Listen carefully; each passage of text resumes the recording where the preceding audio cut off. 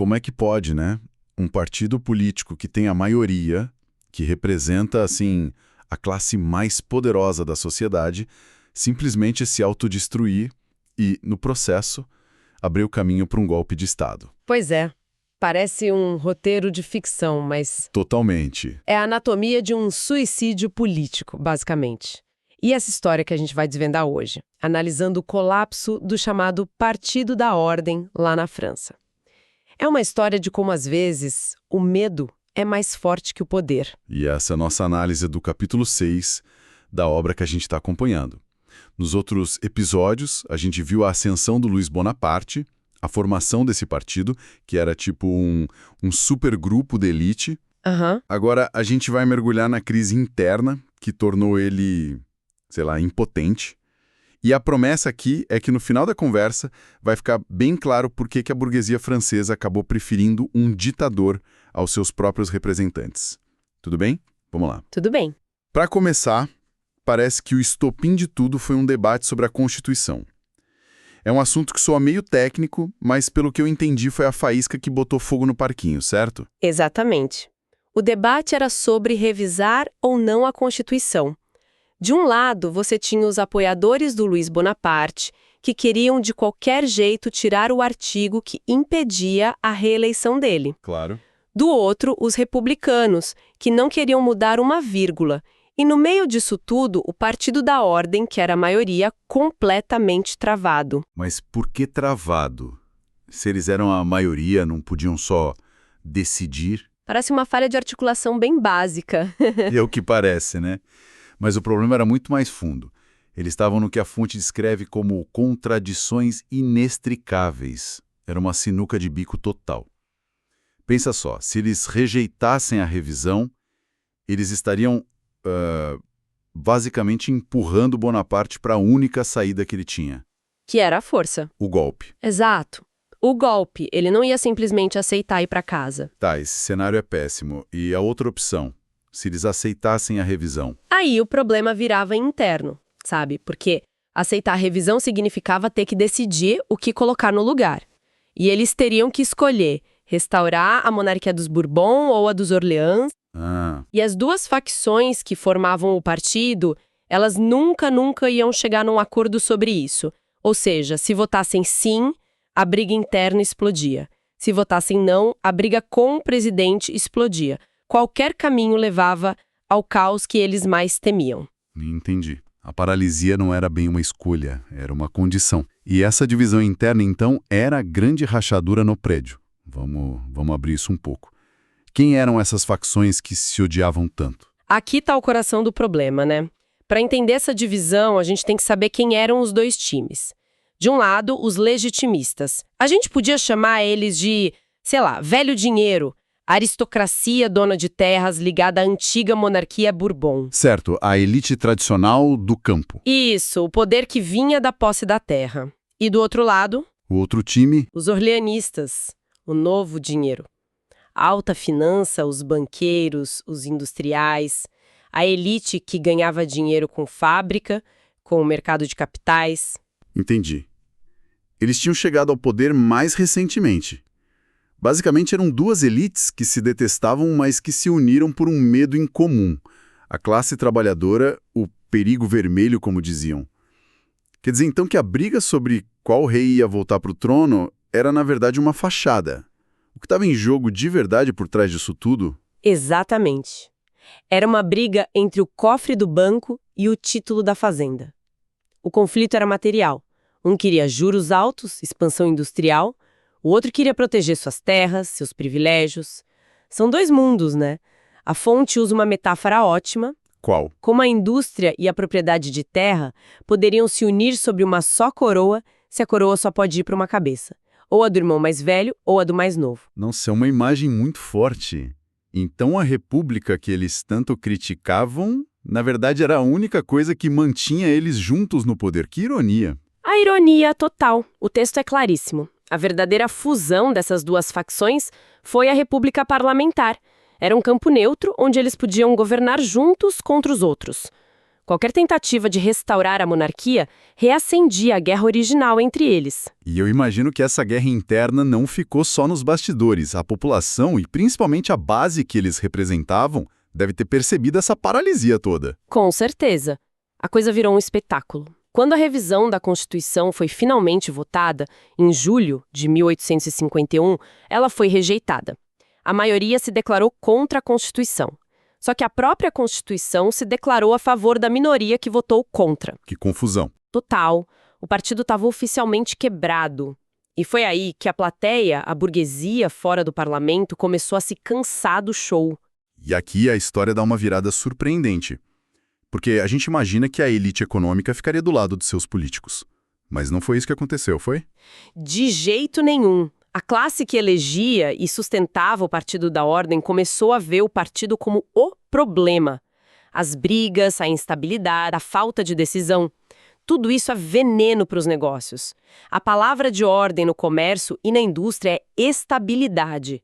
E o parlamento estava oferecendo o oposto. Ah, então não foi só a elite da elite, os grandes banqueiros que ficaram nervosos.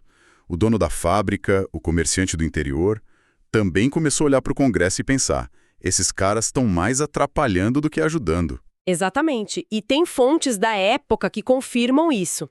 O texto cita o jornal britânico The Economist, que já em novembro de 1851 reconhecia o Bonaparte como o guardião da ordem. Nossa.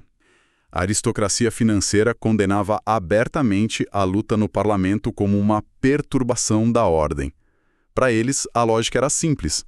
Cada vitória do Bonaparte sobre os deputados era uma vitória da ordem. E ordem significava lucro. É fascinante pensar nisso, que essa aristocracia financeira não era só um grupinho de banqueiros. O texto fala que incluía todo mundo que tinha capital investido em títulos do governo. Ou seja, a estabilidade do Estado era literalmente o negócio deles. Perfeito. E a burguesia industrial sentiu o mesmo. Há relatos de industriais mandando cartas furiosas para os seus deputados, acusando eles de traição por se aliarem aos republicanos contra o Bonaparte. Eles diziam assim abertamente que a luta para manter seu poder político agora só trazia embaraço e desgosto, era um fardo. É um divórcio declarado, então. A burguesia, na prática, demite os próprios representantes. E o que eles fazem? Começam a procurar um novo gerente.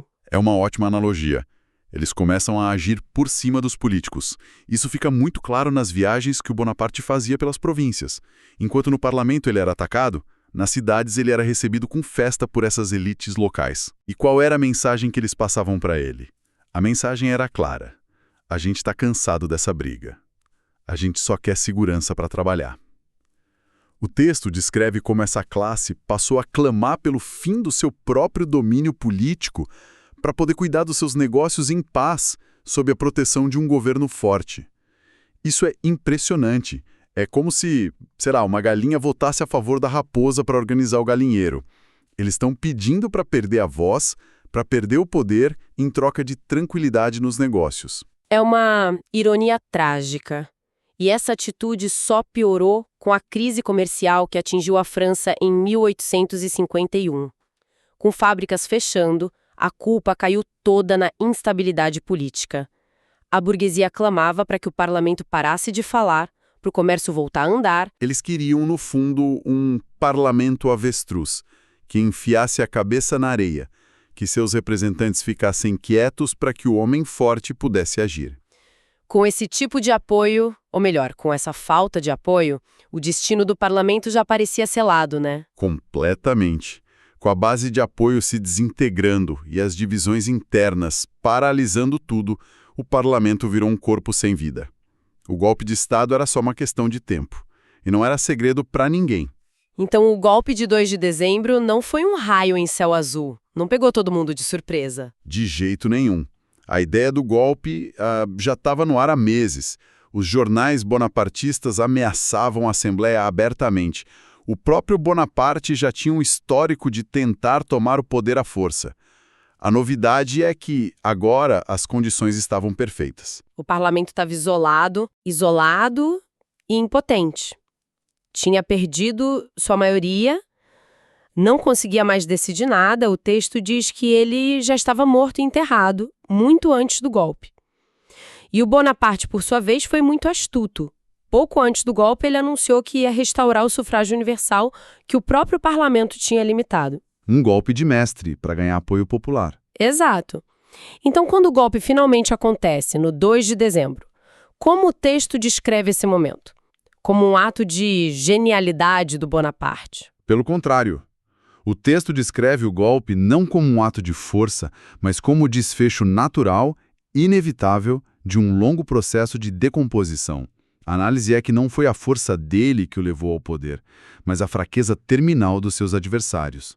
É quase como se a porta estivesse aberta e ele só precisou empurrar. Exatamente. O golpe não foi surpresa para ninguém, exceto, talvez, para os próprios deputados que foram presos nas suas camas. A sombra do golpe era tão familiar que, quando ele aconteceu de verdade, foi recebido com uma certa indiferença. E, assim, a República Parlamentar, nascida em 48, chega ao seu fim melancólico, entregue pela própria classe que devia defendê-lo. Essa análise toda ajuda a conectar as pontas, né?